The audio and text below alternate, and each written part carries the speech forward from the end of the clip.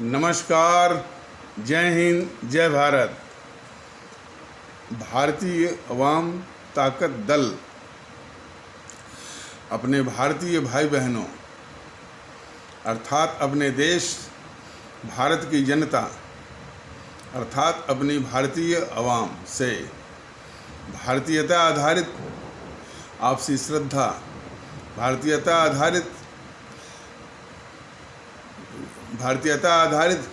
आपसी श्रद्धा, भारतीयता आधारित आपसी स्नेह, भारतीयता आधारित आपसी प्रेम, भारतीयता आधारित आपसी अखलाक मोहब्बत, भारतीयता आधारित आपसी सहयोग, भारतीयता आधारित आपसी सम्मान, भारतीयता आधारित आपसी एकता, भारतीयता आधारित आपसी भाईचारा तथा भारतीयता आधारित आपसी सद्भाव को समझने व उसे आत्मसात करके वैसा ही और उसी अनुसार आचरण एवं व्यवहार करने हेतु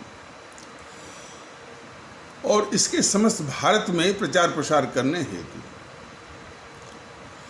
और इसकी अहमियत और महत्व को प्रत्येक देशवासी को समझाकर और इसकी अहमियत और महत्व को प्रत्येक देशवासी को समझाकर उसे अपनाते हुए वैसा ही और उसी अनुसार आचरण एवं व्यवहार करने हेतु और सभी देशवासियों को अपना ही भारतीय भाई बहन मानकर, समझकर, अपनाकर उनके साथ वैसा ही और उसी अनुसार आचरण एवं व्यवहार करने हेतु सतत, सदैव और हमेशा अदब के साथ, आदर के साथ अर्ज करता है, विनती करता है।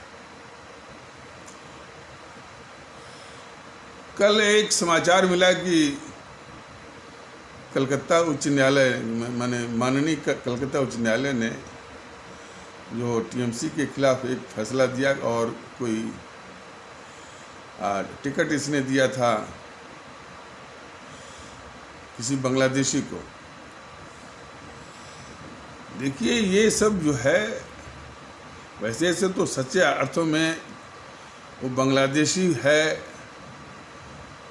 वो पाकिस्तानी है, ये देन किसकी है? वही जो दो गद्दार मोहनदास करमचंद गांधी और जवाहरलाल नेहरू,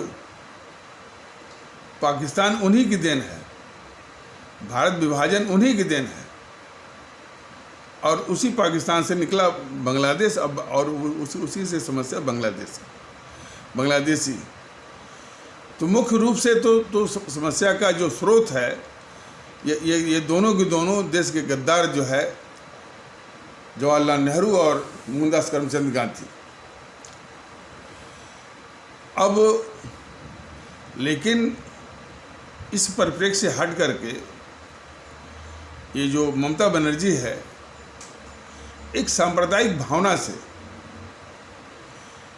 सिर्फ हमारे इस्लाम आस्था वाले भारतीय भाई बहनों का वोट लेने के लिए और कुछ नहीं, उनका भला करने के लिए नहीं, सिर्फ उनको वोट लेने के लिए इस तरह की हरकतें करती है। शायद उसके दिमाग में भी नहीं होगा कि ये बांग्लादेश की समस्या, बांग्लादेशी की समस्या ये गद्दार नेहरू की गद्दार गांधी की है। शायद इस बात को मानेगी भी नहीं, लेकिन फिर भी उसने जो ये कृत्य किया है सिर्फ एक सांप्रदायिक भावना को लेकर के वोट लेने के लिए। तो सवाल इस बात का है कि इनकी कृतियाँ, इनकी पाप, इनके अपराध और इनकी गतिविधियाँ तो रुकने वाले नहीं हैं। चूँकि ये इसी फितरत के हैं, सत्ता में हैं, तो इस तरह का यह अभिशाप जो है जनता को भी देते रहेंगे और इस देश को भी देते रहेंगे। तो ये तो अपनी आवाम को गंभीरता से सोचना है कि ममता बनर्जी जैसे अभिशाप जो है हमारे देश पर है या उसे निजात पाना है। और ख़ास करके इसमें विशेष भूमिका हमारे इस्लाम आस्था वाले भारतीय भाई बहनों की है। पश्चिम बंगाल के इस्लाम आस्था वाले भारतीय भाई बहनों में ये संदेश जाना चाहिए जो मैं कह रहा हूँ, वह इस देश के हितैषी नहीं है ये ममता बनर्जी। तो आपकी हितैषी वो कैसे हो सकती है? वो इस देश की शत्रु है, इस देश की दुश्मन है। और खास करके उसका जो और जिस जिस जिस दल से उसका प्रादुर्भाव हुआ है, जिस दल से निकली है, जीएनपीसी, गांधी नेहरू परिवार, चांडाल चौकड़ी काकस, या आप सभी लोग भ्रम, भूल या गलती से जिसे कांग्रेस कह रहे हैं, यदि उसकी फितरत को हमारे सभी भारतीय भाई बहन, विशेष करके हमारे इस्लाम आस्था वाले भारतीय भाई बहन कहाँ के, पश्चिम बंगाल के समझें, चाहे वो बांग्लादेश। वैसे तो भारतीय जनता का दल तो यदि उस परिप्रेक्ष्य में देखता है कि भाई आखिर ये हमारा पूरा भारत ही था, इन दो गद्दारों ने जो है वो पाकिस्तान बनवा दिया, पाकिस्तान से बांग्लादेश हो गया, बांग्लादेश से क्या करें कि ये बांग्लादेशी हो गए। लेकिन वो जो चाहे बांग्लादेशी हों चाहे वो हो, ये वो सब भारत के ही हैं। लेकिन उस भावना से यदि रहें तो शर्त ये है, लेकिन जो मैं कह रहा हूँ शायद वो वहाँ पर नहीं हो, वहाँ पर शायद, जो यदि मैं बहुत गलत नहीं हूँ तो कट्टरपंथियों का राज होगा। वो हमेशा इस्लाम, मस्जिद, कुरान, इसका साम्राज्य होगा। भारतीयता नाम की चीज़ नहीं होगी, शायद मेरा ये पूरा अनुमान है। तो वो जो बांग्लादेशी भी आते हैं वो अपने को भारतीय की तरह व्यवहार करें, इसकी आवश्यकता है। तो विशेष करके हमारे इस्लाम आस्था वाले भारतीय भाई बहन पश्चिम बंगाल के तो भारतीयता का संदेश दें। वो बांग्लादेशी भी मान जाए हैं तो वो भारतीयता का व्यवहार करें और किसी तरह से अलगाववादियों को, आतंकवादियों को पनाह बिल्कुल मत दें। ये उसमें शामिल है कि किस तरह का व्यवहार उनका होना चाहिए। और देश को सर्वोच्च माने, मुल्क को सर्वोच्च माने, संविधान की बात माने। ये संवैधानिक देश है, इस तरह की बात कम से कम वो जो इस्लाम आस्था वाले भारतीय भाई बहन पश्चिम बंगाल के हैं ये सिखाएं उनको। और ख़ास करके जहाँ तक उनके इस्लाम पंथ का बात है, उनकी मस्जिद की बात है, उनके कुरान की बात है, वो उसके लिए देश का सम्मान है, देश का प्रणाम है, उसको व्यक्तिगत रूप से निभाएं। लेकिन सर्वोच्चता, प्राथमिकता जो है इस देश की है, आवाम की है और इसके संविधान की है। ये बात जो है जितने भी संजीद लोग हैं हमारे इस्लाम आस्था वाले भारतीय भाई बहन पश्चिम बंगाल के, वो इस बात को फैलाएं और इस ममता बनर्जी से मुक्ति पाने में हमारे हिंदू सनातन आस्था वाले भारतीय भाई बहनों को सहयोग करें और इसको बाहर करें। अभी ये चुनाव आ रहा है ना 24 वाला, 2024 के चुनाव में पूर्णतः इसको टीएमसी को बाहर करें। तो हमारे इस्लाम आस्था वाले भारतीय भाई बहन पश्चिम बंगाल के, हमारे हिंदू सनातन आस्था वाले भारतीय भाई बहन पश्चिम बंगाल के, दोनों मिलकर के इस अभिशाप ममता बनर्जी को बाहर करना है। ये निश्चय ठान। भारतीय अवाम ताकत दल के तो मस्तिष्क में ये उबाल है कि किस तरह से वो व्यवहार करती है ममता बनर्जी, और उसके दबदबे और माफिया को देखकर काफ़ी लोग आतंकित हैं। भारतीय जनता पार्टी का पूरा कैडर वहाँ पर जो है वो डिमोरलाइज्ड है बिल्कुल।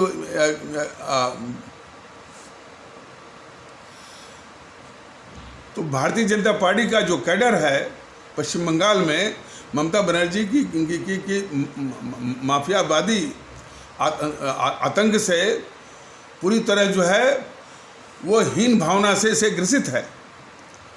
और यही कारण है कि वहाँ के कार्यकर्ता भी और वहाँ से जीते हुए जो सांसद हैं बीजेपी के, वो धड़ाधड़ जो है वो इसमें शामिल हो रहे हैं टीएमसी में। अर्जुन सिंह, अभी कल समाचार मिला है, अर्जुन सिंह कोई सांसद था लोकसभा का, वो टीएमसी में शामिल हो गया। अरे इनका खुद का एक मंत्री बाबुल सुप्रियो वो शामिल हो गया टीएमसी में। और कितने लोग शामिल हो गए सिर्फ उसकी जो माफियावादी आतंक से भयभीत हो करके। इस बात को मोदी जी, हमारे जो माननीय प्रधानमंत्री हैं, वो जान भी रहे हैं और इस ममता बनर्जी को पाल भी रहे हैं। तो यदि पश्चिम बंगाल के हमारे भारतीय भाई बहन ममता बनर्जी से ये त्रस्त हैं, तो इसके लिए अकेले जिम्मेदार वो ममता बनर्जी नहीं है। इसके लिए उससे ज़्यादा जिम्मेदार ये हमारे नकली राष्ट्रवादी मोदी जी हैं, जो ऐसे राष्ट्र विरोधी और भारत विरोधी और इस देश की शत्रु जो है वो ममता बनर्जी को ये पाल रहे हैं। देश ये भी समझे। और एक पोस्ट मीडिया पर देखा गया, और पोस्ट जो है कुछ वकीलों के ग्रुप में, जो वकील होते हैं जिन पर भी यानी कानून का सम्मान करने की जिम्मेदारी होती है, तो उसमें एक मीडिया पोस्ट था कि हिंदुओं कट्टर बनो, कट्टरवादी बनो, ये है, और कट्टरवादी बन करके ही है वो मुस्लिमों का सामना कर सकते हो। इस तरह का पोस्ट जो है वो वकीलों के समूह में ये घूम रहा था, उसको मैंने पढ़ा। और तो फिर जब वही चीज़ हमारे ग्रुप में, एक छोटा सा ग्रुप बना हुआ है, उसमें फॉरवर्ड हुआ, हमने बस उसका जवाब यही दिया कि हिंदू कट्टरवाद, मुस्लिम कट्टरवाद और सिख कट्टरवाद इत्यादि, यह इस देश के लिए खतरनाक, बहुत ही खतरनाक, बहुत ही घातक और काफ़ी समस्याओं की जड़ है।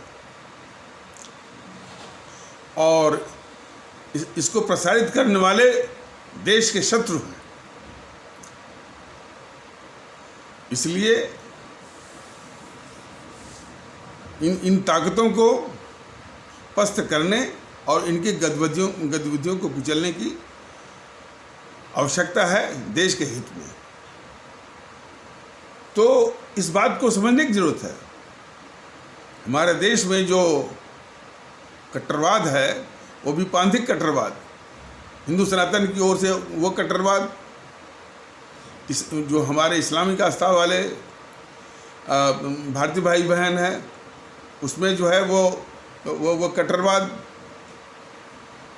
तो उसमें जब भी मैं हिंदू सनातन के कट्टरवाद की बात करता, मैंने उसको संदर्भित करता हूँ, तो पूरा हिंदू सनातन वो कट्टरवादी नहीं है। उनमें जो कुछ कट्टरवादी तत्व हैं, मैं यानी उसका तात्पर्य उन जो पूरे समाज के जो छोटा सा हिस्सा है कट्टरवादियों का, तो संदर्भ जो है उसके लिए है। उसी प्रकार हमारे इस्लाम आस्था वाले भारतीय भाई बहनों में जो कुछ कट्टरवादी तत्व हैं, वो कट्टरवादी भी हैं, हिंसक भी हैं, भारत विरोधी भी हैं। और उसी प्रकार हमारे सिख आस्था वाले भारतीय भाई बहनों में, उसमें भी वो कट्टरपंथी हैं। तो देश जो है इन कट्टरवादी ताकतों को झेल रहा है। तो हमको तो जहाँ मिलता है इस तरह का मैं जवाब देता हूँ। वो जवाब कहाँ तक पहुँचता है, वैसे मैं इस बात को जो है वो अभी यूट्यूब के माध्यम से भी कह रहा हूँ। लेकिन हमारी पूरी आवाम, चाहे वह हिंदू सनातन आस्था वाले भारतीय भाई बहनों की हो, चाहे हमारे इस्लाम आस्था वाले भारतीय भाई बहनों की हो, चाहे अन्य आस्था वाले भारतीय भाई बहनों की हो, कट्टरवादी तत्वों के मंसूबों को, उनकी गतिविधियों को कुचलना है, उनके हौसले को पस्त करना है। ये मन में ठालिए। जब तक ये पुष्पेंद्र कुलशेखर जैसा गद्दार देश का शत्रु जो है, भारत का शत्रु के मंसूबों को कुचला नहीं जाएगा, तमाम। अच्छा, अब वो जगह जगह जाकर भाषण करता है, फ्लाइट से जाता है, कहाँ से पैसे उसको आते हैं, और जाकर सिर्फ जाहिर ही वो उगलता है। वो कोई कह रहा था कि ये यति नरसिम्हानंद सरस्वती जो कि असल रूप जो असल में वो दीपक त्यागी अपराधी है, वो संतों के आगे जो है वो पता नहीं कुछ दंडवत करके ऐसे करके वो माफ़ी मांगा है कि हम ऐसा नहीं बोलेंगे। भारतीय जनता दल का ये कहना है कि ये जो कि अपराधी है और मौके के अनुसार उसने अपना इस तरह से वक्तव्य बदला है, लेकिन इस मुल्क को ऐसे तत्वों पर विश्वास या भरोसा नहीं करना चाहिए। ये फितरती लोग हैं। कल को पुष्पेंद्र कुशरेश कह दे, ये कान पकड़ के कह दे कि हम इस्लाम आस्था वाले भारतीय भाई बहनों पर ये कोई आक्रमण नहीं करेंगे, कोई टीका टिप्पणी नहीं करेंगे, उन पर हमला नहीं बोलेंगे, तो क्या ये देश मान लेगा? कल को तौकीर रज़ा, असदुद्दीन ओवैसी और शफीकुर रहमान वर्क जैसे लोग जो है ये कहते हैं कि भाई हम जो है इस तरह का यानी भारतीय समाज विरोधी वक्तव्य गतिविधि हम बंद कर देंगे, तो क्या देश ये विश्वास कर लेगा? अकबरुद्दीन ओवैसी यदि बोले कि नहीं अब हम ऐसा वक्तव्य नहीं देंगे कि 15 मिनट के लिए पुलिस सेना हटाइए तो मैं मारकाट मचाऊंगा, या हम 30 करोड़ जो है 100 करोड़ पर भारी हैं और हमने हुकूमत किया, हमने तो इनके ऊपर हुकूमत किया, इस तरह का वक्तव्य यदि वो कहे कि हम इस तरह का वक्तव्य फिर नहीं देंगे तो क्या देश मान लेगा? ये छटे हुए जो है ये हमारे देश के ये एक जो है अभिशाप है, ये जहर है सब। इनकी फौरी तौर पर मैंने वक्तव्य बदलने से कभी भी देश को, हमारी आवाम को इन पर भरोसा, इन पर विश्वास नहीं करना चाहिए और नहीं करना होगा। ये वक्ती तौर पर अवसरवादिता का ये पूरा परिचायक है जिस रूप में ये करते हैं। सुनने में आया है कि ये जो है हमारे श्री आदित्यनाथ योगी जी, माननीय मुख्यमंत्री उत्तर प्रदेश, वो ये थोड़ा सा कुछ लोग कह रहे थे कि नकल, भारतीय जनता दल के नकल करके कि कब तक जो है वो जातिवाद पर और प्रांतवाद पर, भाषावाद पर हम लोग लड़ते रहेंगे। एक झूठी एक नकल। तो क्या योगी आदित्यनाथ से उम्मीद की जा सकती है कि वो ये कहना छोड़ देंगे कि मैं गर्व से कहता हूँ कि मैं हिंदू हूँ? क्या वो मंदिर मुख्यमंत्री के रूप में मंदिर जो है वो घूमना छोड़ देंगे? क्या वो जो है हेलीकॉप्टर से कावड़िया पर फूल बरसाना वो छोड़ देंगे? क्या 80-20 कहना वो छोड़ देंगे? क्या वो अब्बाजान भाईजान से जो अपमानित करने वाला जो हरकत है क्या वो छोड़ देंगे? हरगिज नहीं छोड़ेंगे। और देश को भी विश्वास देश को इन लोगों पर विश्वास भी नहीं करना चाहिए।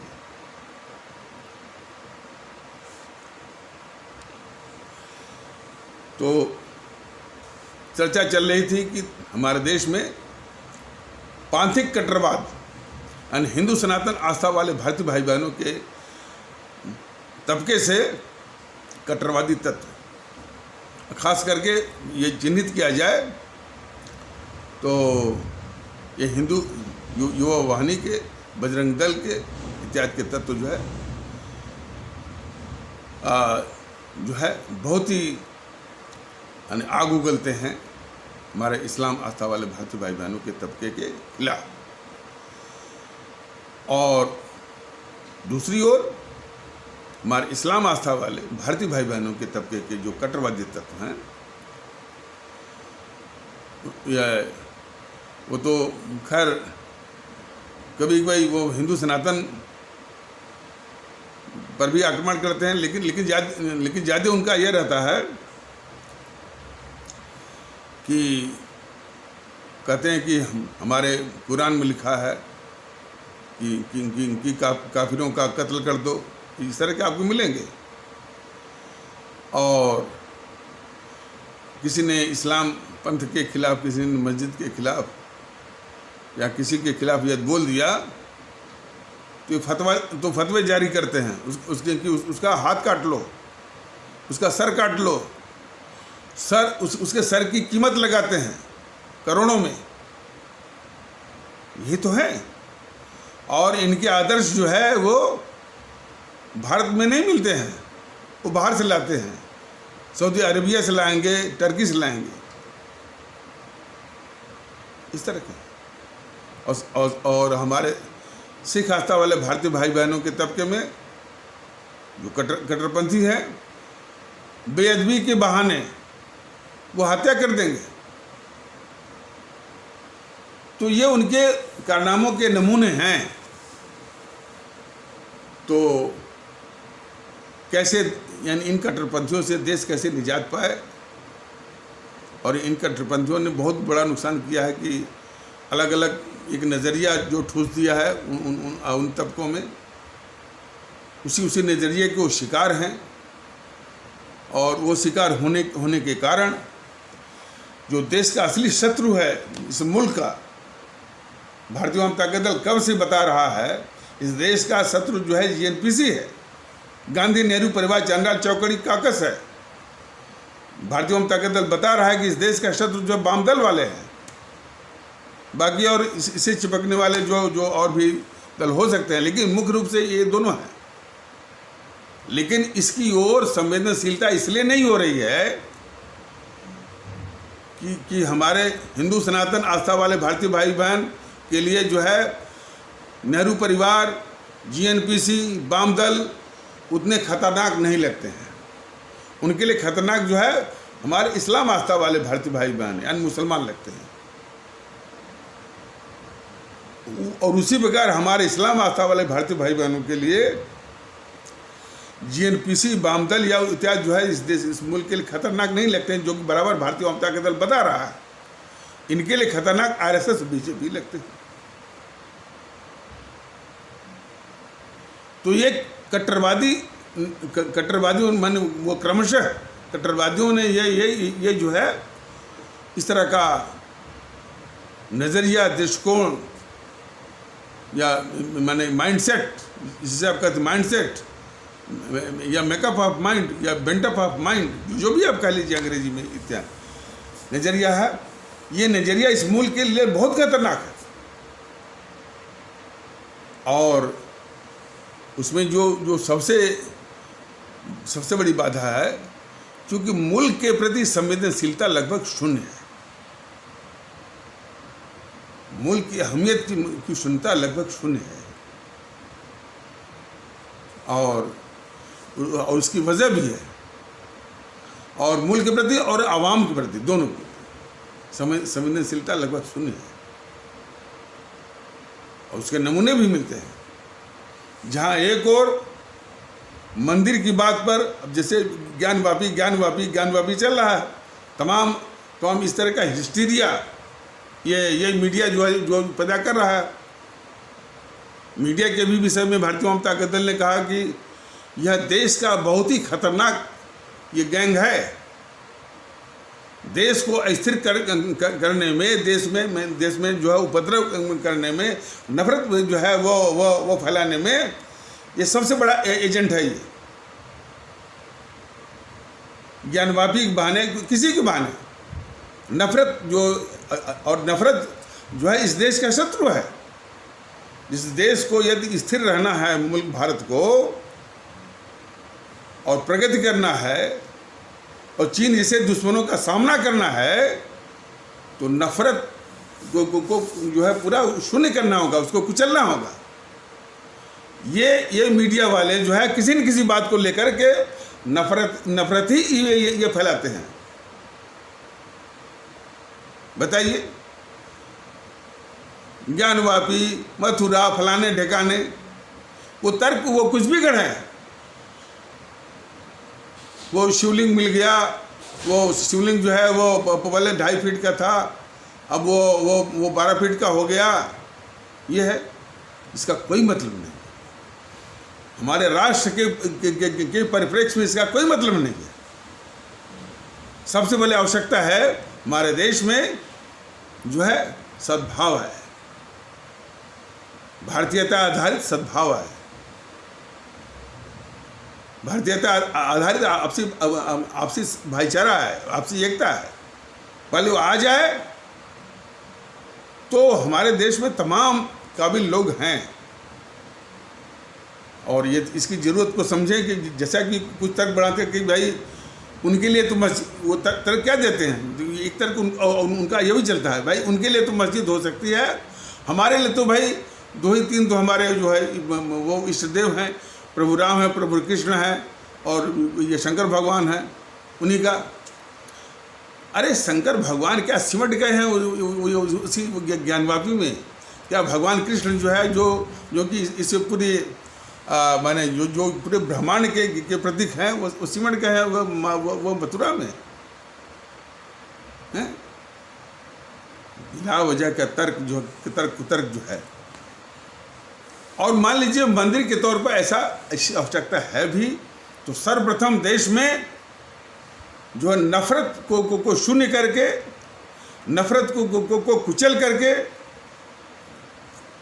आपसी भाईचारा, आपसी सद्भाव, आपसी इखलाक मोहब्बत पहले यह स्थापित हो, ऐसा माहौल बने, और फिर आपस में बैठ करके यदि आवश्यकता है कि प्रभु कृष्ण क्या का है या मानव शंकर भगवान का है, क्या होना चाहिए, तो काबिल लोग, संजीद लोग हैं, ऐसा माहौल तो बने, और वो आपसी सद्भाव के अनुसार जो है वो संभव है। कट्टरवादी तत्वों के दिमाग में नहीं घुसेगा। भारतीय ममता के तो बिल्कुल स्पष्ट है, लेकिन अभी अफसोस कि भारतीय ममता के दल के इस विचार को अभी जितना समर्थन मिलना चाहिए वो मिल नहीं पा रहा है। ये है तो कट्टरवादी तत्वों को पस्त करने की बात चल रही थी।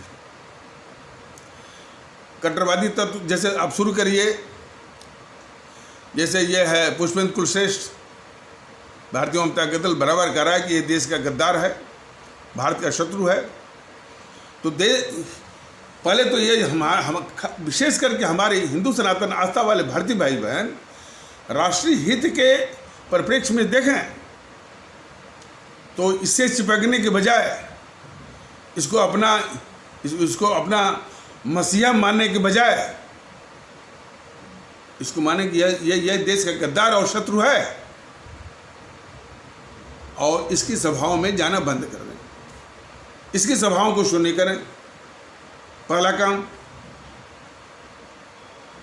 जरा कल्पना करिए कि ये इसकी सभाओं में जाकर के जब ताली बजाई जाती है, इसका समर्थन किया जाता है, जिनको भी इस मुल्क की चिंता है, कितना कष्ट होता होगा ऐसे लोगों को, इसका भी अंदाज करें।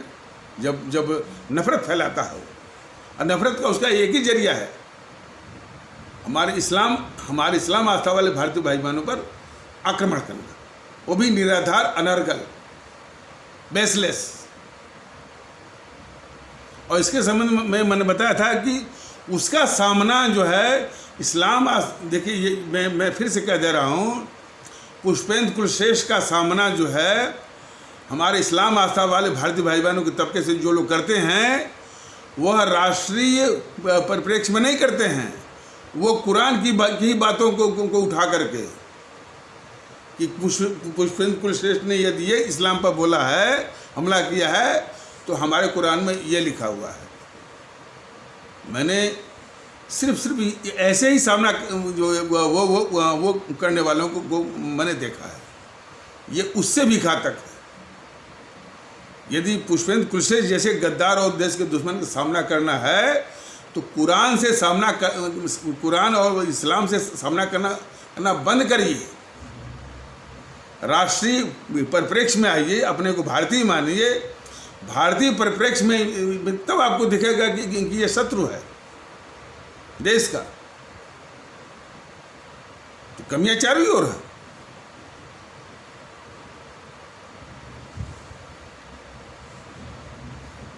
तो पहला है कि हमारे हिंदू सनातन आस्था, ये प्राथमिकता हमारे हिंदू सनातन आस्था वाले भारतीय भाई बहनों की ओर से आने चाहिए कि जो लोग इसको मसीहा मान बैठे हैं वो हिंदू सनातन आस्था का ये मसीहा माना छोड़ कर समझे कि ये इस तरह का तत्व जो है इस देश के लिए खतरनाक है, इस देश के लिए जो है क्यों ये नफरत ये फैलाता है।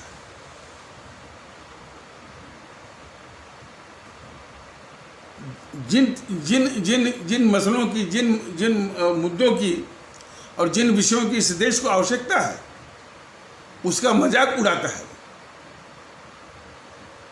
गंगा जमुनी तहजीब जो है हमारी एकता का वो परिचायक है, उसका मजाक उड़ाएगा। देश में भाईचारा की आवश्यकता है, उसका मजाक उड़ाएगा। द्वाबी संस्कृति भी आपसी एकता का एक द्योतक है, उसका भी ये मजाक उड़ाएगा। और हमारे इस्लाम आस्था वाले भारतीय भाई बहन पर जो आक्रमण करेगा वो तो अलग से। और उसकी चालबाजी जरा देखिए। ये नेहरू गांधी की बात लेता है थोड़ा थोड़ा। भारतीय जनता का दल बिल्कुल देश के सामने चिट्ठा खोला है कि नेहरू जो है और ये बार बार भारतीय जनता का दल ये परिचय करवाएगा अपने देशवासियों से। नेहरू भारत विरोधी अंतर्राष्ट्रीय साम्राज्यवादी ताकतों का बहुत ही खतरनाक भारत विरोधी एजेंट था। फिर से मैं कह दे रहा हूं कि नेहरू जो है भारत विरोधी अंतर्राष्ट्रीय साम्राज्यवादी ताकतों का बहुत ही खतरनाक भारत विरोधी एजेंट और भारत का सर्वाधिक ऐतिहासिक गद्दार और दुश्मन था। ये उसकी फितरत है। तो उसको भी ये पुष्पेंद्र कुशल बोलता है विजनरी प्राइम मिनिस्टर। तो देख लीजिए। और वही चीज वही खतरनाक जो है बात जो है मोहनदास करमचंद गांधी में भी। देखिए, जब भारतीय जनता दल इन दोनों के विषय में बताता है तो हिंदू सनातन आस्था वाले भारतीय भाई बहन को समझना चाहिए। कुछ ऐसी रिपोर्टें भी आ रही हैं कि वो समझना शुरू भी कर दिए हैं। लेकिन जो संगठन है, जो भारतीय जनता पार्टी हुआ, आरएसएस हुआ, ये इनको आज भी इन खतरनाक दुश्मनों की पूजा करते हैं और उनको बचाते हैं, उनकी रक्षा करते हैं। और इनकी रक्षा करने वाले में सिर्फ हिंदू सनातन आस्था वाले भारतीय भाई बहनों के तत्व ही नहीं है। इस्लाम आस्था वाले भारतीय भाई बहनों के में एक भी तत्व नहीं है जो कि नेहरू की इतनी खतरनाक जो फितरत और उसकी असली पहचान कि ये हमारे मुल्क के लिए कितना खतरनाक है, एक भी तत्व नहीं बोलता है। एक भी प्रवक्ता आकर के जो तौकीर रजा वो कौन अंसार है, वो अंसार रजा करके कोई है, आते हैं वो जो शोएब जमई, ये सब छठे हुए बदमाश हैं। और बदमाश मैं इसलिए कह रहा हूँ कि हमेशा इस्लाम वो रटते हैं। कभी भी देश के परिप्रेक्ष्य में इन दुश्मनों पर बात नहीं करते हैं।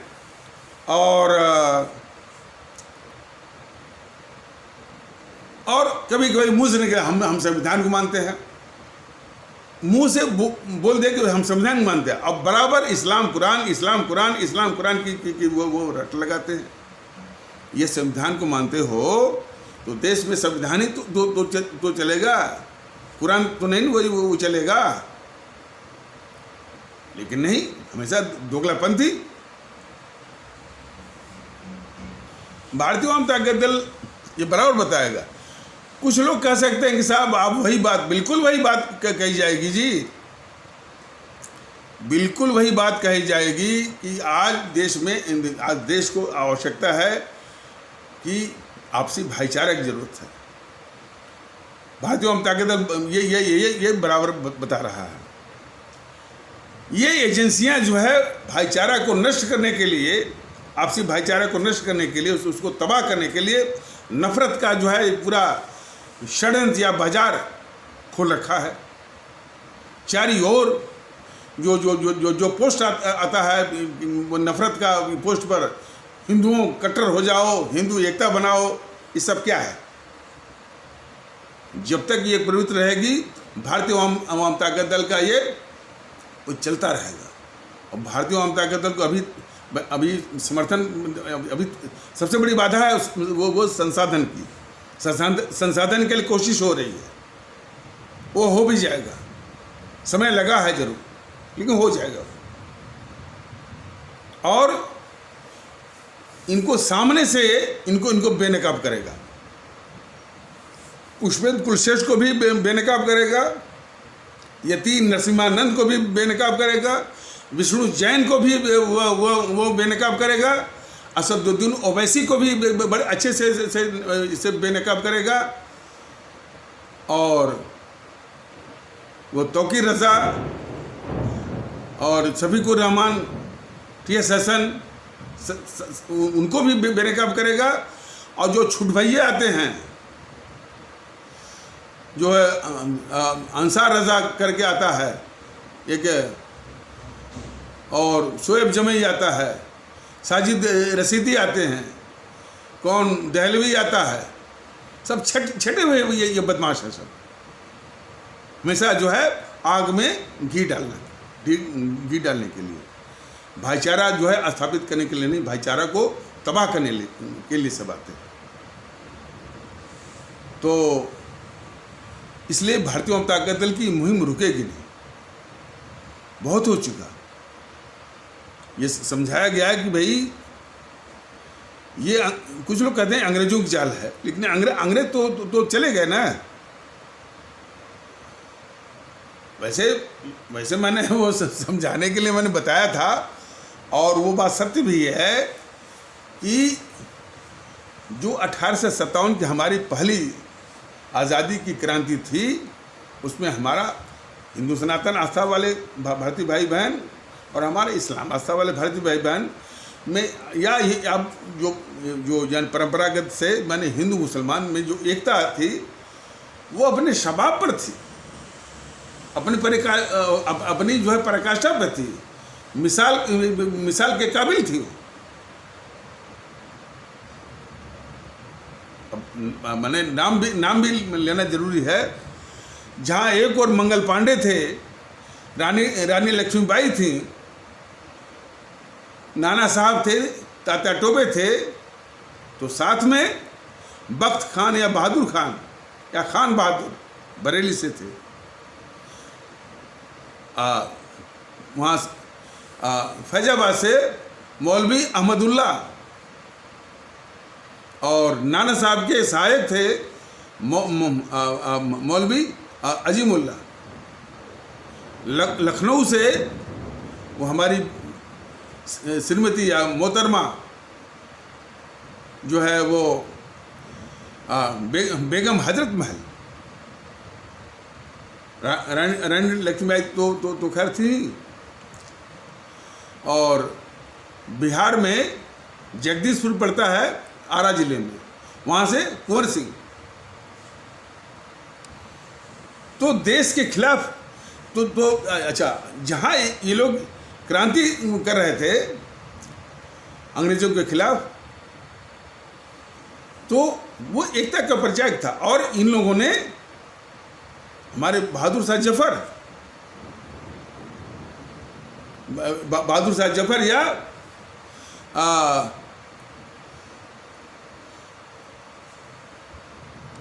या बहादुर शाह द्वितीय, 2 नाम है शायद उनके। इसमें थोड़ी त्रुटि हो तो ध्यान मत दीजिएगा। तो बहादुर शाह द्वितीय या बहादुर शाह जफर उनका 2 नाम है। तो क्रांतिकारियों ने, हालांकि उनकी सेहत माने गवाही नहीं कर रहे थे, लेकिन और तो क्रांतिकारियों ने अपना नेता बना दिया और नेता उन्होंने स्वीकार कर लिया। और ये बात अंग्रेज भी मान गए कि हाँ भाई ये अंग्रेजों के शब्द में ये क्रांति, अंग्रेजों की शब्दावली में तो ये क्रांति तो नहीं थी, वो थी बगावत, म्यूटिनी जिसे कहते हैं। चाटुकार जो इतिहासकार हैं बीएनपीसी वाले, वो भी म्यूटिनी ही कहते हैं, बगावत कहते हैं। तो खैर बीएनपीसी और उनके इतिहासकारों की बात छोड़ दीजिए, वो तो दोनों देश के गद्दार हैं, तो उनकी शब्दावली छोड़ दीजिए। तो वो इनको, हमारे बहादुर शाह जफर को को हमारे क्रांतिकारियों ने जब नेता बना दिया, तो अंग्रेज़ों ने भी मान लिया कि ये भी बागी है। और अंग्रेज़ों ने उन बहादुर शाह जफर को वो रंगून में की जेल में बंद कर दिया। ये है हमारी हिंदू सनातन आस्था वाले भारतीय भाई बहन और हमारे इस्लाम आस्था वाले भारतीय भाई बहन, अर्थात हमारे हिंदू मुस्लिम के बीच में एकता की मिसाल, एकता का उदाहरण, उसकी पराकाष्ठा, उसका स्वभाव, जो कि देश के लिए, हमारे मुल्क के लिए और हमारे अवाम के लिए अनुकरणीय है। तो ये बात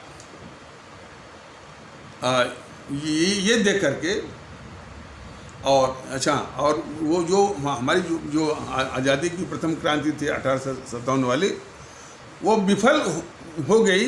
विफल होने का सबसे बड़ा कारण था कि एक तिथि, एक डेट वो तय की गई थी, लेकिन उसका पालन नहीं हुआ।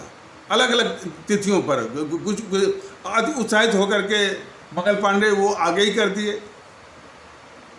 तो अंग्रेज जो है चौकन्ने हो गए। तो अलग अलग तिथियों पर करने के कारण जो है वो विफल हो गया। और अंग्रेजी सरकार ने बड़ी बेरहमी से उसको दबाया, कुचला।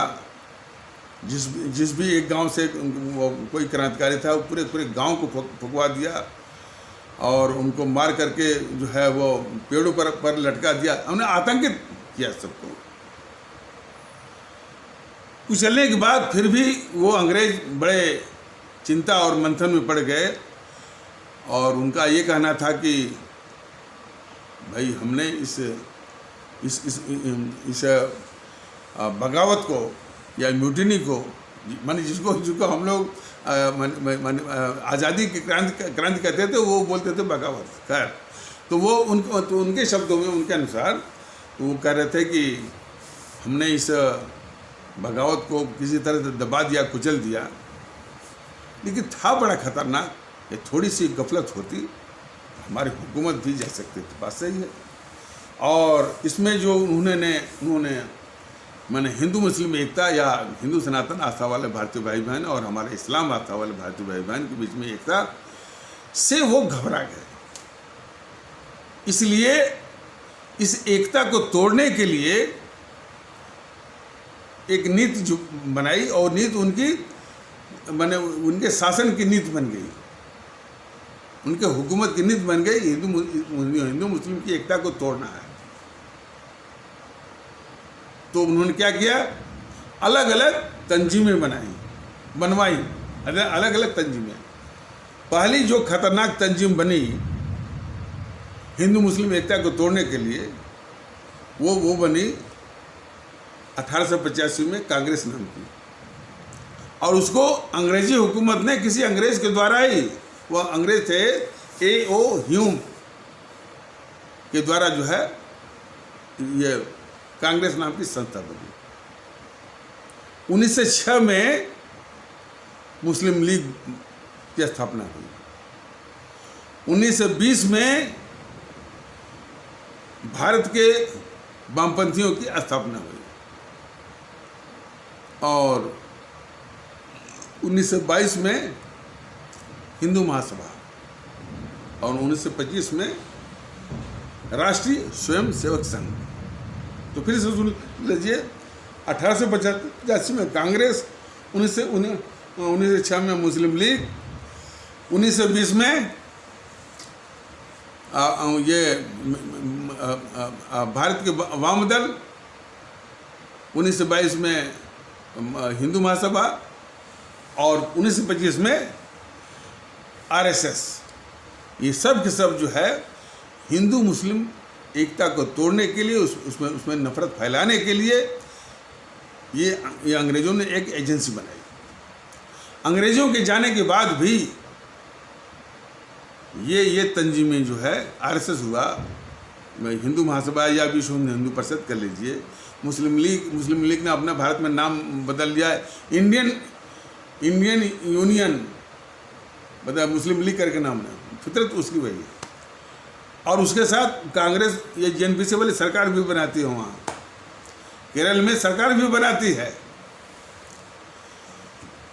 और वो इंडियन यूनियन मुस्लिम लीग या IUML करके उसका है नाम है। और अब तो जो है IUML हुआ या जेएनपीसी हुआ, इन दोनों के सहयोग से। और मन बहुत गलत नहीं होगा, मैं बहुत ये गलत नहीं हूँ। तो हमारे इस्लाम आस्था वाले भारतीय भाई बहनों में कट्टरवादी तत्व पैदा करने के लिए फिर इन समूह ने संगठन बनवाया, PFI, people front of India. उसका पॉलिटिकल जो चेहरा है उसके लिए SDPI बनी और उसी तरह सिमी बनी।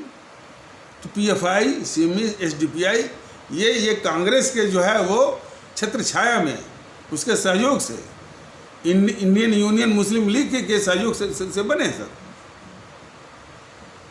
ये कट्टरवादी जो है PFI, SDPI, सिमी।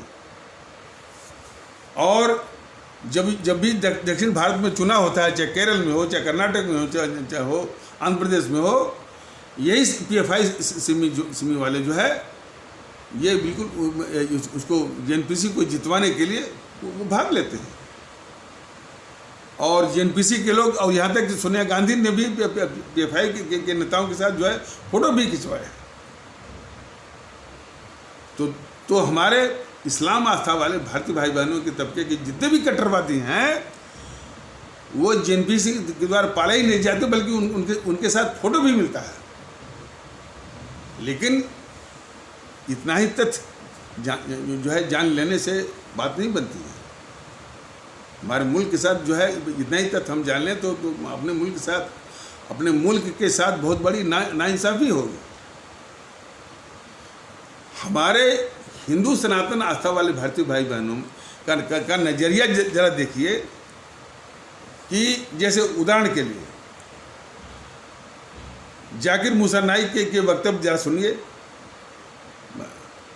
वो कहता है, एक बार किसी YouTube में वो देखा गया था कि हमारे कुरान में लिखा हुआ है कि जो काफिर हैं, जो इस्लाम को नहीं मानते हैं, उनका कत्ल कर दो।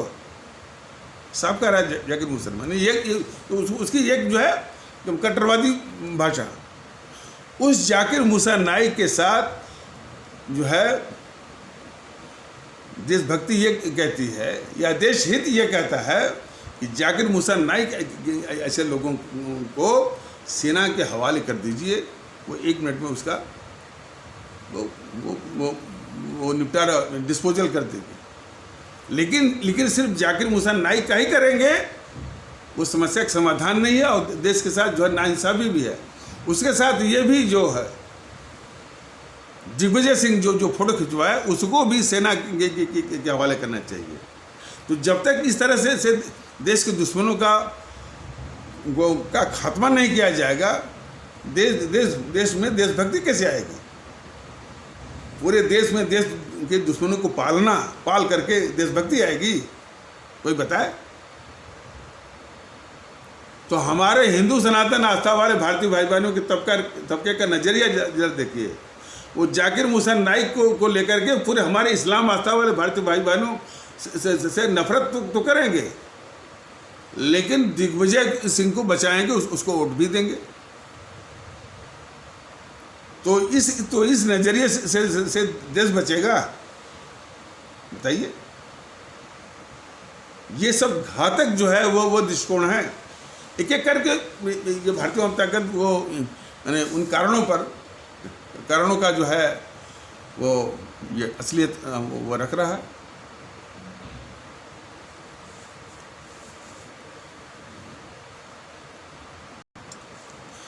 आरएसएस और इस जीएनपीसी कांग्रेस का एक आंतरिक गठजोड़ है, धोखेबाजी वाला।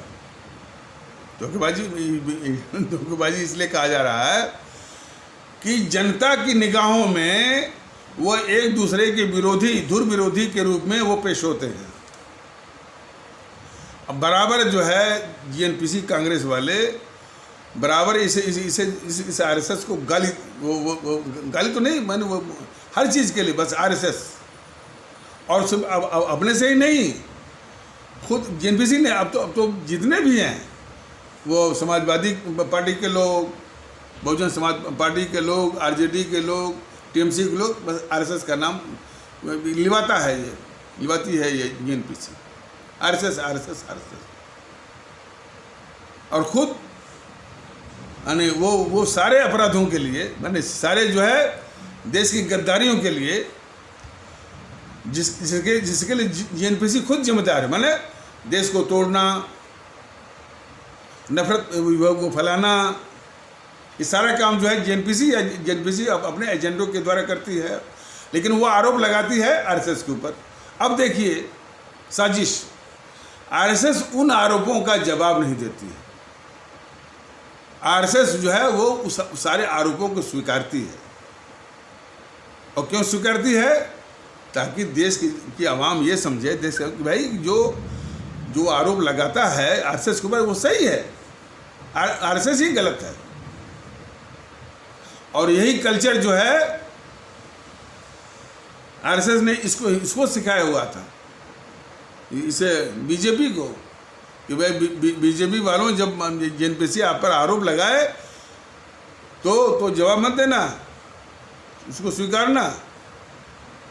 उसका नमूना एक बताएं आप सभी को, वो सुषमा स्वराज जो कि इसमें दुनिया में नहीं है, उसका भाषण एक देखा गया था लोकसभा में। वो 15 मिनट तक कह रहे कि हम सांप्रदायिक हैं, हम सांप्रदायिक हैं, हम सांप्रदायिक हैं, इन जीएनपीसी वालों के साथ। जीएनपीसी जो कि खुद घोर सांप्रदायिक है, उसके सामने सुषमा स्वराज बोल रही है कि हम सांप्रदायिक हैं। और अब जब ये मोदी जी का जमाना आया, इनका तो कहना ही क्या है भाई। ये सारे देश के दुश्मन, चाहे जीएनपीसी हो, जीएनपीसी के नेहरू को आज भी पूजा करते हैं मोदी महोदय। उसी के मोहनदास करमचंद गांधी जो इतना बड़ा गद्दार है, उसकी आज भी पूजा करते हैं मोदी महोदय। वो गद्दार इंदिरा की तारीफ करते हैं, गद्दार राजीव गांधी की तारीफ करते हैं, गद्दार राहुल गांधी को बचाते हैं, उसको सारी सुविधाएं वही देते हैं। मोदी महोदय की धोखेबाजी तो आप देखिए। वो ये राहुल गांधी बार बार चला जाता है विदेश, कभी भी बीजेपी वाले ये नहीं करते हैं, मोदी सरकार माने ये कि भाई आखिर किसके पैसे से जाता है, वो पैसा किसका है। भारतीय जनता दल ने कई बार बताया कि वो पैसा हमारे अवाम का है। अवाम के पैसे को लूट करके जो इन सबों ने काला धन के रूप में वो बदल लिया है, उसी हमारे देश हमारे अवाम के पैसे पर वो जाता है, लूटे हुए पैसे पर विदेश। ये बीजेपी वालों को मालूम है, लेकिन वो मुंह से बोलेंगे नहीं। मोदी सरकार को मालूम है, वो बोलेंगे नहीं। मोदी को भी मालूम है, लेकिन वो बोलेंगे नहीं। यही तो गद्दारी है मोदी महोदय की बीजेपी वालों की। और ये गद्दारी करने की ताकत कौन दे रहा है? आरएसएस दे रहा है। भाई इसकी रक्षा करो।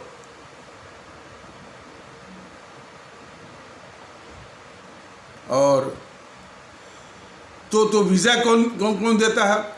ये सब वीज़ा भी देंगे और उसके लूटे हुए, उसके द्वारा लूटे हुए पैसे का जिक्र नहीं करेंगे और बोलेंगे कि भाई कि अरे वो चले जाते हैं। कितना बड़ा धोखा करते हैं बीजेपी वाले वो देश के साथ, ये दिखने की जरूरत है। तो यदि हम या देश इस बात पर गंभीर हो विचार करें कि इस आरएसएस का, राष्ट्रीय स्वयंसेवक संघ का और जेएनपीसी का आंतरिक गठजोड़ है और बड़ा शातिराना है कि यदि पब्लिक के सामने तो एक दूसरे की धुर विरोधी है, लेकिन अंदर खाने में उनका गठजोड़। यदि गठजोड़ की जानकारी कुछ लोगों को होगी, लेकिन यदि ये जानकारी करा दी जाए तो कम से कम हमारे हिंदू सनातन आस्था वाले भारतीय भाई बहनों का इस आरएसएस से मोह भंग होना चाहिए कि वो ऐसे इस तरह के देश के गद्दार आरएसएस जो कि जेएनपीसी की रक्षा करती है, जो है उसको अपना मसीहा माना वो छोड़ दे आरएसएस को। और तमाम ऐसे प्रमाण हैं जो कि पूरी तरह इस बात को स्थापित करते हैं कि इन दोनों का गठजोड़ है।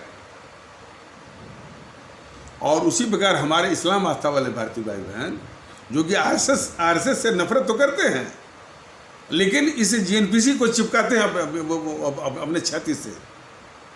तो वो भी तो जान करके जो इस जेएनपीसी या जेएनपीसी के साथ जो है और भी हैं वामदल वगैरह, उससे पल्ला तो छुड़ाएं। हमारे इस्लाम आस्था वाले भारतीय भाई बहन जेएनपीसी हुआ, चाहे समाजवादी हुआ, चाहे टीएमसी है, जिसके साथ वो चिपके हुए हैं, उससे जो है वो पल्ला छुड़ाएं। इसकी आवश्यकता। इसीलिए इन सारे विषयों की जानकारी जो है ये भारतीय वाम ताकत दल दे रहा है कि आरएसएस और जेएनपीसी का जो गठजोड़ है। अरे कुछ लोग तो अध्ययन करके ये बताते हैं कि ये आरएसएस जो है जेएनपीसी का बिल्ली का पंजा है, कैट्सपा है। कैट्सपा एक मुहावरा होता है अंग्रेजी का। वो मुहावरा ये कहता है, उस मुहावरा के माने ये है कि मान लीजिए आरएसएस जो है कैट्सपा, किसका कैट्सपा है, किसका बिल्ली का पंजा है? जेएनपीसी का। तो वो जिसके लिए ये कैट्सपा है या बिल्ली का पंजा है, उसका वो काम या आरएसएस वो काम करता है जो कि और के बूते का है ही नहीं। बताइए आप सभी भारतीय भाई बहन कि हमारा ये देश जो है और इस बात को मैंने कई बार कहा, लेकिन कई बार ये कहा भी जाएगा, जब तक इन सबों की नफरत फैलाने की, भारतीय समाज को तोड़ने की गतिविधि इनकी बंद नहीं होगी, भारतीय आवाम ताकत दल जो कि भारतीय एकता के लिए जो है मुहिम चला रहा है, वो इसकी मुहिम भी बंद नहीं होगी। तो इसको रिपीटेटिव कर लीजिए या बार बार कर लीजिए, उससे कोई फर्क नहीं पड़ता। जरूरत इस बात की कि पहले वो पस्त हों। तो हाँ, ये हमारा देश जो है भारत के संविधान के द्वारा चलता है। इसकी जितनी भी व्यवस्थाएं हैं, संस्थाएं हैं, वो भारत के संविधान के प्रति अपना एलिजियंस, अपनी भक्ति की शपथ लेती हैं। सारी संस्थाएं, न्यायपालिका भी शपथ लेती है भारत के संविधान के प्रति जो है आदर का और एलिजियंस का, और उसको प्रोटेक्ट करने का, उसकी रक्षा करने का शपथ लेती है न्यायपालिका। तो इसी प्रकार और भी जो अंग हैं लोकतंत्र के, और वो सभी जो है, या उसके पदाधिकारी जितने भी हैं, संवैधानिक पद वाले, माने राष्ट्रपति, प्रधानमंत्री, मुख्यमंत्री इत्यादि, MLA MP सभी। तो भारत के संविधान के प्रति जो है वो जो उस भक्ति का और उसका सम्मान करने का, उसका पालन करने का शपथ लेते हैं। तो ये हमारा मुल्क जो है, भारतवर्ष जो है, हमारा राष्ट्र भारतवर्ष, भारत के संविधान के द्वारा संचालित है, भारत के संविधान के द्वारा जो है नियंत्रित है, भारत के संविधान के द्वारा जो है निर्देशित है, और भारत के संविधान के द्वारा आदेशित है। मैं फिर से कह दे रहा हूँ कि हमारा ये मुल्क भारतवर्ष भारत के संविधान के द्वारा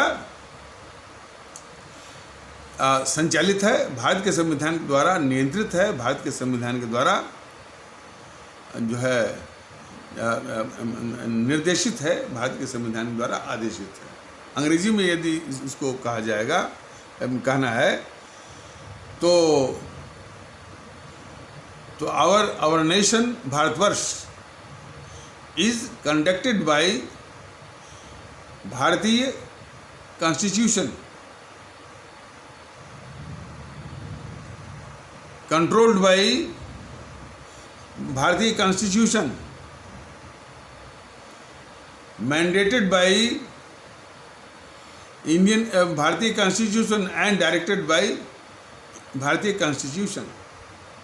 के कारण हमारा देश भारतीय गणतंत्र है,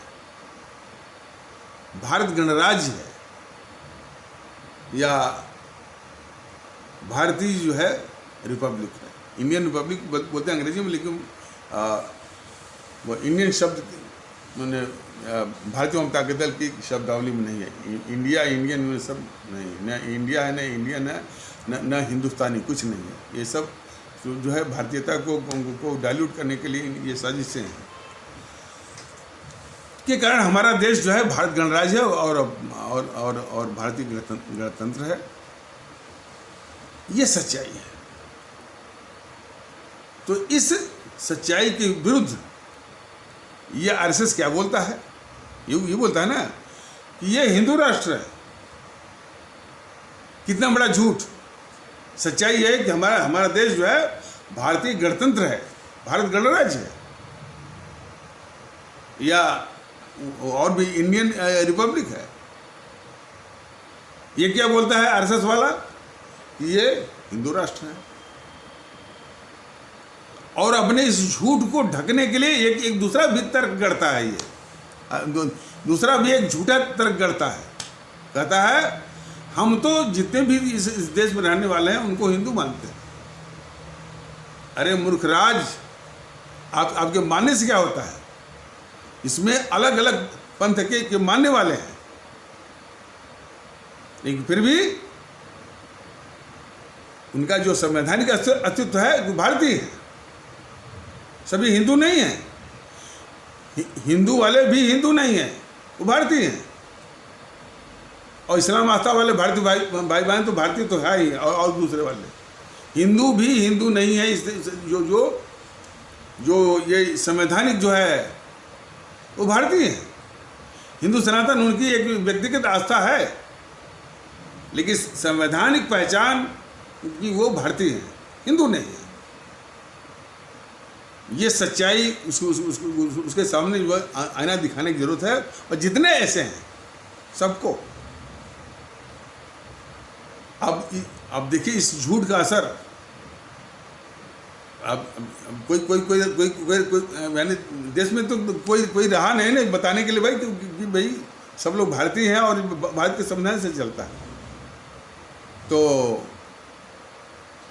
बस, और जैसा कि मैंने बताया कि इस झूठ का क्या असर हुआ कि हमारे जो इस्लाम आस्था वाले भारतीय भाई बहन हैं, जो कि इनकी एक बहुत बड़ी कमजोरी है, बहुत अस्थायी कमजोरी है कि JNPC का, चाहे वाम दलों का, या इसी तरह के और भी तंजीमों के द्वारा फैलाए गए झूठ और अफवाह का सबसे पहले और सबसे अधिक शिकार होते हैं। ये बहुत बड़ी व्यथा है इस मुल्क की, और इसको हमारे इस्लाम आस्था वाले भारतीय भाई बहन इसको अच्छी तरह समझें और इससे बचने की वो कोशिश भी करें। तो अब उनमें फैल गया कि भाई ये क्या हिंदू राष्ट्र क्या, तो उसमें जो कट्टरवादी किस्म के वो कटमुल्ले मौलवी वो कहा हाँ अरे यदि ये हिंदू राष्ट्र हो गया तो क्या होगा मेरे इस्लाम का, मेरा इस्लाम तो खतरे में है। अब पूरा एक दहशत भ्रम, ये सब जो है उसी आरएसएस के वक्तव्य से कि ये हिंदू राष्ट्र, और इस तरह का वो दहशत भ्रम वो फैला, और उसी के इस चीज़ को भांपते हुए तब तक जेएनपीसी कांग्रेस वाले आए कि हाँ हिंदू राष्ट्र तो माने है या नहीं है, लेकिन ये बीजेपी जनसंघ वाले जो है, ये आरएसएस वाले जो है वो हिंदू राष्ट्र इसको बना देंगे, लेकिन हम हैं कांग्रेस वाले के, हम हैं इसको हिंदू राष्ट्र नहीं बनने देंगे। तो आप सभी जो है हमारा समर्थन करो, हमारी झोली में गिर जाओ, हमारा वोट बैंक बन जाओ। इस तरह की बात उन समूह के दिमाग में ठूस दिया कि जेएनपीसी यदि रहेगी तो इसको हिंदू राष्ट्र नहीं बनने देगी। ये देखिए जो जो जो जो कि हिंदुओं का दुश्मन, इस्लाम का दुश्मन, इसके पहले सबसे पहले देश का दुश्मन वो कह रहे कि हम इसको हिंदू राष्ट्र बनने नहीं देंगे। अरे बेवकूफ़, हिंदू राष्ट्र तो है ही नहीं, तुम कौन होते हो कि बनने न पाए। लेकिन हाँ, हमारे इस्लाम आस्था वाले भारतीय भाई बहनों का बहुत अच्छे से जो है उनके दिमाग में क्या क्या बस आरएसएस बीजेपी के खिलाफ वो मानसिकता भर करके बहुत अच्छे से दोहन किया उनका, और इस कदर हिस्टीरिया उनमें फैलाया हमारे इस्लाम आस्था वाले भारतीय भाई बहनों के दिमाग में, उनके दिलो दिमाग में, कि हमारे इस्लाम आस्था वाले भारतीय बहन में लाख तकलीफ सह रहे हैं, न उनके बच्चे पढ़ने जा रहे हैं, न कोई शिक्षा है, न कोई बात है। मौलवी आकर बोल रहे हैं कि नहीं आबादी बढ़ाओ, हमको जो है वो गजवा हिंद लाना है, फलाने है, जो कुछ यानी कटमुल्ले टाइप के, वो बेचारे जो है जो एक बच्चे को पालने की जिनकी क्षमता नहीं है, उन दो चच और इसके बाद 6-7 बच्चे का बोझ पड़ जाना, वो नारकी जीवन। पढ़ना वढ़ना कुछ नहीं, ये पढ़ने के नाम पर बहुत होगा कि मदरसे में टूट देंगे, वहाँ और इस तरह का पांथिक जो है वो कट्टरवाद की समस्या आ जाती है। तो कोई भविष्य नहीं, सिर्फ बच्चे पैदा करना। तो कौन ये सब सिखाते? तो ऐसे में जो है अशिक्षा अलग से, गलत जानकारी अलग से, तो वो जो है तो न तो उनको चिंता रही कि भाई कि हम या हमारे बच्चे माने तालीम से महरूम हो रहे हैं, और हम गरीब हो रहे हैं, हम बेरोज़गार हो रहे हैं।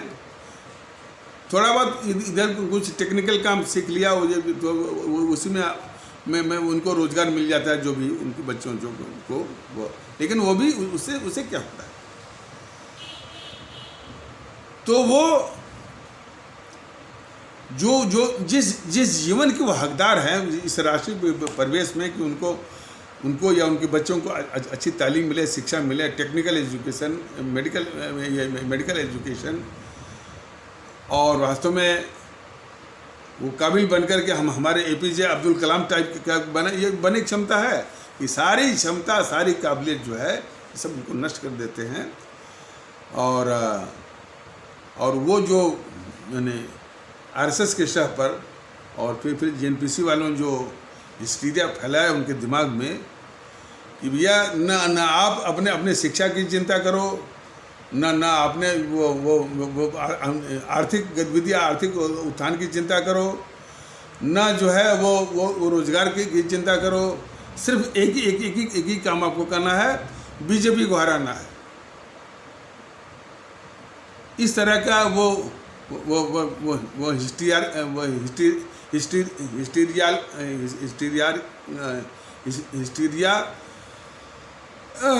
टाइप का एक मानसिक दोहन,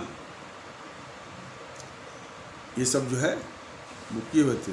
और इसी पर क्या हुआ कि खास करके उत्तर प्रदेश में बहुजन समाज पार्टी, समाजवादी पार्टी जेएनपीसी में होड़ लगती थी कि देखो भाई मैं बीजेपी को हरा दूंगा, इसलिए हमको वोट दो भाई।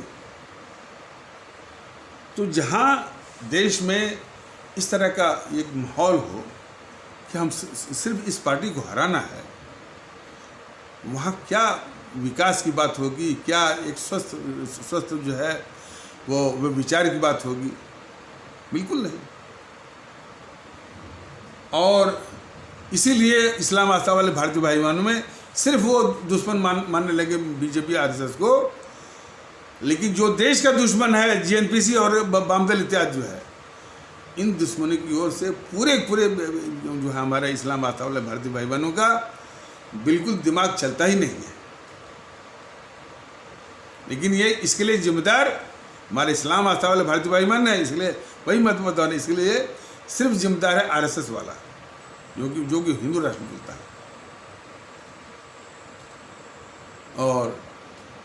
और इसी के कारण ये जेएनपीसी उसी वोट बैंक बना के 60-70 सालों तक जो है उसने वो हुकूमत पर कायम रही या काबिज रही, और क्या क्या कहर नहीं ढाया इस देश पर, इस देश को तबाह किया। तो जो जेएनपीसी ने इस देश को तबाह किया है, उसमें सिर्फ जिम्मेदार वो ये आरएसएस है, जो कि इस तरह का झूठ उसने फैलाया कि यही हिंदू राष्ट्र है। आज भी असदुद्दीन ओवैसी की लगभग 90% राजनीति जो है वो हिंदू राष्ट्र को लेकर के ही है, बराबर बोलता है ये हिंदू राष्ट्र बन रहा है, हिंदू राष्ट्र बन रहा है। जबकि उस बेवकूफ़ को मालूम है कि हिंदू राष्ट्र तो है ही नहीं ना, वो संविधान भी पढ़ा है, वकालत भी करता है। कम से कम उसी का सम्मान करे, संविधान का ही। तो कोई उससे पूछे भाई कि कहाँ है ये हिंदू राष्ट्र, बताओ ना। कुछ तत्वों की गतिविधि को लेकर के हमारा देश का जो कैरेक्टर है, जो उसका नेचर है, उस पर आक्षेप करना निहायत जो है भारत विरोधी है। तो आरएसएस के उस कथन पर, उसको झूठे कथन पर कि यह हिंदू राष्ट्र है, अब इसकी राजनीति चमकती है असदुद्दीन ओवैसी। भारतीय वामता का दिलीप ये बता रहा है कि देश को आरएसएस से भी सावधान रहना है और असदुद्दीन ओवैसी जैसे लोगों से भी सावधान है, ये क्योंकि ये उनकी असलियत है। तो और आज भी ये मालूम नहीं है इसको, आरएसएस को, कि जेएनपीसी क्या है। अरे सब तो छोड़ दीजिए, ये जब से यानी 2014 से शायद, या उसके आसी पास, उसके 2013 मान लीजिए, जो भी है, कांग्रेस मुक्त भारत ये चला रहे थे बीजेपी वाले। 3-4 साल चला, और उनके कांग्रेस मुक्त का मतलब जानते हैं, इस बीजेपी वालों के कांग्रेस मुक्त का मतलब है कि उनकी सरकार को छीनकर अपनी सरकार बिठा देना, बस यही उनका कांग्रेस मुक्त है। बाकी कांग्रेस जो है वो विरोध पक्ष में पहुंच जाए, यही उनका जो है कांग्रेस मुक्त है। तो कांग्रेस मुक्त भारत चला रहे थे बीजेपी वाले। तो 3-4 साल चला, तब तक ये आरएसएस ने बोल दिया कि कांग्रेस मुक्त जैसी कोई चीज़ नहीं, कांग्रेस भी एक पार्टी है और भारत की आज़ादी में उसका बड़ा योगदान है।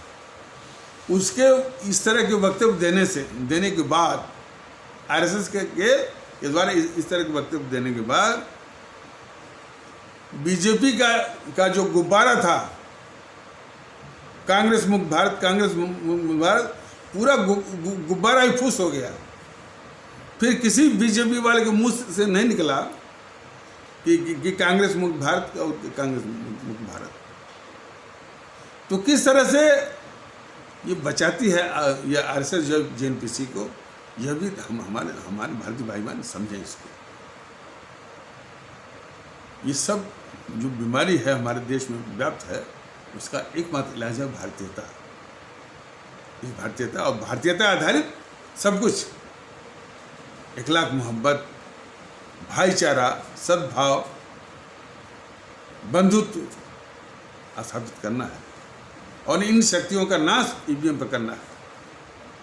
तो इन्हीं आवश्यक शब्दों के साथ इस आवश्यक पर चर्चा को यहीं पर विराम दिया जाता है। तब तक के लिए नमस्कार, जय हिंद, जय भारत।